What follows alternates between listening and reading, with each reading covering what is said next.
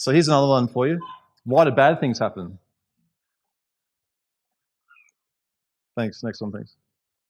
So don't read just this first one. Don't take that away as a message only. One reason might be because it's your fault.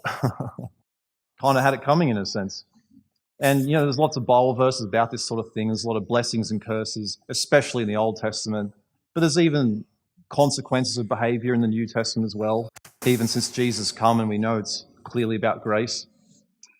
Another reason why bad things might happen is because it's not your fault, the complete opposite. You think of the man who was born blind, and the apostles asked Jesus, why was he born blind? Who sinned? Was it him that sinned, or was it his parents that sinned? And Jesus is like, nobody sinned. It happened so that the glory of God could be revealed. So it wasn't his fault he was born blind. There was a tower that fell on people, the Tower of Siloam in Luke 13.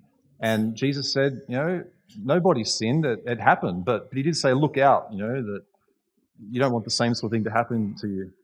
And there's also the Galileans, people being killed in some dispute or something.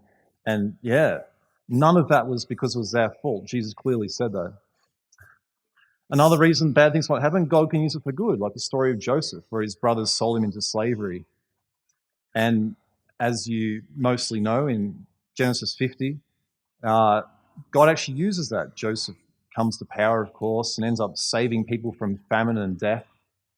And his brothers come and they're worried he's going to give them a hard time. And they come, oh, sorry for the way we treated you. And he says, you meant it for bad, but God meant it for good. So another reason bad things can happen to us, like they happened to Joseph, is God's going to use it for their glory. Maybe the best reason is there's just senseless evil in the world. There's just bad things that happen in this time of the universe, Like, we know that one day things are going to be better, but stuff happens. So a lot of these questions... Next one, thanks, Duncan. A lot of these, it's fuzzy, and maybe there's relativeness there. Is it your fault? Is it not your fault? They both can have truth in them, but there's so many things that are fixed. We know that God loves us. We know that things will be fixed up, if not in this life, with the peace and so on that God promises when we understand the gospel. Certainly, definitely in the next life. Just turn to God. We know that God loves us. Here's just a gratuitous picture of a beautiful sunset.